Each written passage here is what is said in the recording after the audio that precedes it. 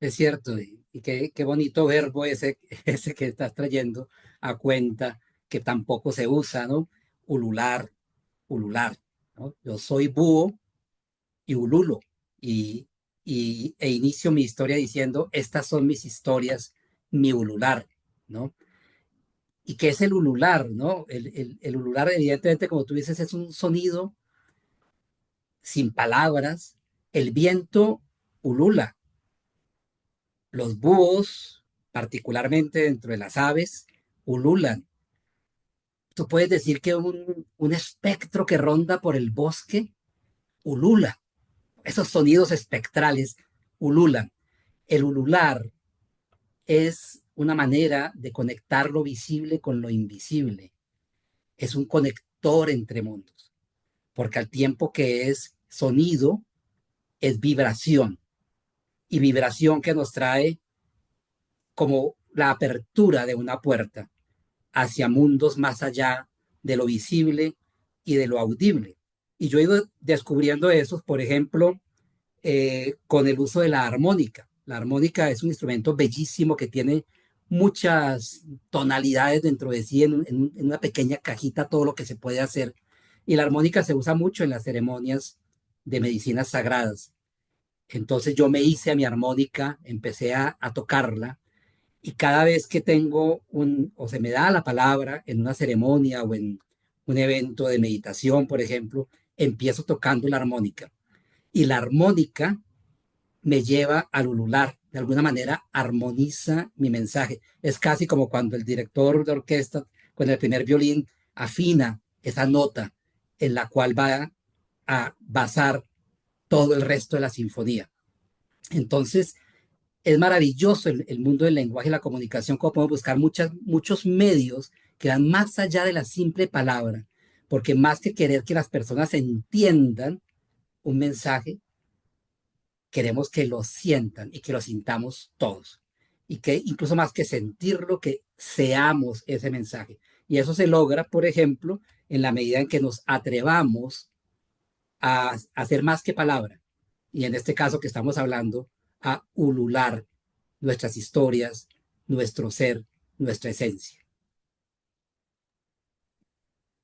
Escuché el discurso que coescribiste con el presidente Santos cuando ganó el Premio Nobel de la Paz. Y ahora me pongo a imaginar, pensar, tal vez sentir cómo en esos espacios diplomáticos, geopolíticos, eh, esas voces del ulular son cada vez más, no nada más necesarias, sino tal vez también imperativas, ¿no? Para poder seguir construyendo estas emociones que nos hablen de construir paz. Eh, eh, no está bien visto, ¿no? Un ulular está bien visto en una ceremonia de ayahuasca o estás bien vista con nuestra introducción que nos das, pero no en un espacio donde estamos todos vestidos de smoking, de frac, de traje, ¿no? Sí. Y sin embargo no visualizo y estoy avanzando un poco esta conversación hacia todo lo que queremos de alguna manera, eh, todo lo que anhelamos, no diría que nosotros tengamos que construirlo, pero esa paz anhelada, esa conexión con la naturaleza, conexión entre los seres vivos, conexión entre los seres humanos, que hoy percibimos los efectos de su fragmentación de manera muy obvia, ¿no? En nuestro sistema social, político, económico, ambiental. Cómo esos lenguajes que no son humanos son los que nos pueden permitir tal vez apelar a esa simbiosis no humana que podríamos a lo mejor co-crear en futuros posibles. ¿Sabes? Casi como si la paz no fuera ni siquiera definible por la razón y la palabra, y es una combinación de razón y palabra y acuerdos y leyes y tratados y discursos, y al mismo tiempo un dejarnos ser como seres vivos con algo que traemos por estar aquí y que se apela a esa animalidad, por así llamarla, que nos ayude a conducirnos para seguir construyendo esa reagrupación y reconexión. No sé qué tanto te haga esto sentido. Mucho sentido me hace, querido Víctor. Mira, las palabras son símbolos y son símbolos de símbolos. Es decir, son intermediarias de lo que realmente uno quiere expresar. Entonces, en ese sentido, y lo digo como artesano de la palabra, eh, entiendo también que así como las palabras nos pueden llevar a momentos de éxtasis intelectual o espiritual o poético, cuando leemos a estos grandes escritores o pensadores, al mismo tiempo hay una catarata de palabras en el mundo que solamente separan, que pretenden comunicar, pero realmente no están diciendo nada, confunden y velan los verdaderos mensajes que estamos dando. Yo, particularmente en el último año, estoy como intentando lograr una forma de comunicación que vaya más allá de la palabra, porque tenemos que ir a la esencia. Mira, hablas de la paz. Yo trabajé, como te digo, 18 años escribiendo discursos para presidentes de Colombia en particular, que estaban trabajando en procesos de paz para lograr la paz en mi país, que ha tenido tanto conflictos internos armados con grupos de guerrilla, grupos de narcotráfico, criminalidad organizada, algo de lo que sabemos mucho México y Colombia. Y los discursos de paz están por todo lado. Queremos la paz, hay que construir la paz es el camino, dice Gandhi, etcétera. Pero al cabo me encuentro con que son palabras y palabras y palabras vacías.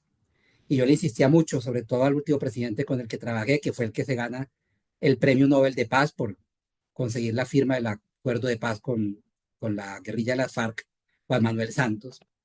Le insistía mucho en que más allá de las palabras que estuvieran contenidas en el discurso, era la intención y la fuerza con que ese discurso fuera pronunciado.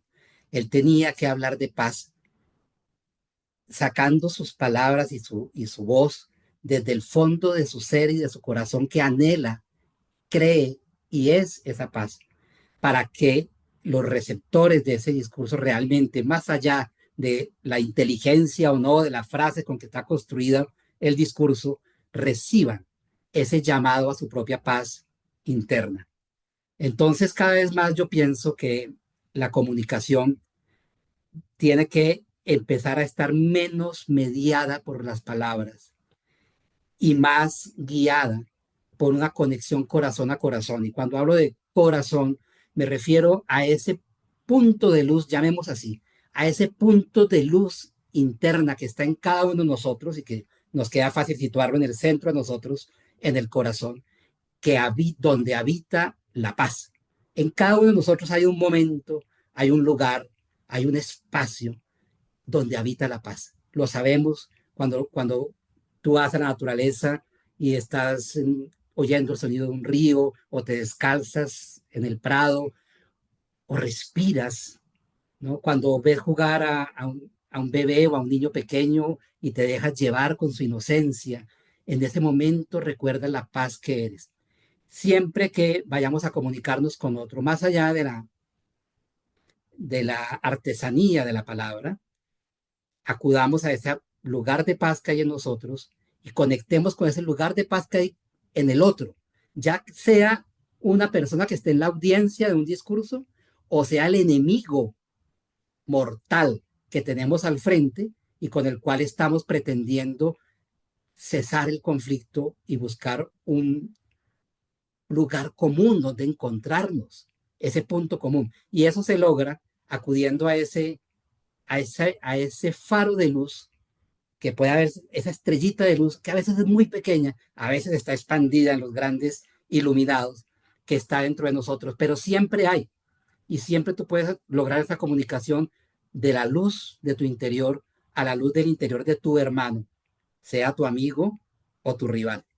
Entonces, yo diría que la verdadera paz se construye más que con palabras, con la comunicación de corazón a corazón, de la paz de nuestra luz interna a la paz de la luz interna en el otro. Eso que dicen los hindúes de forma tan bella, namaste, ¿no? La divinidad que hay en mí saluda la divinidad que hay en ti.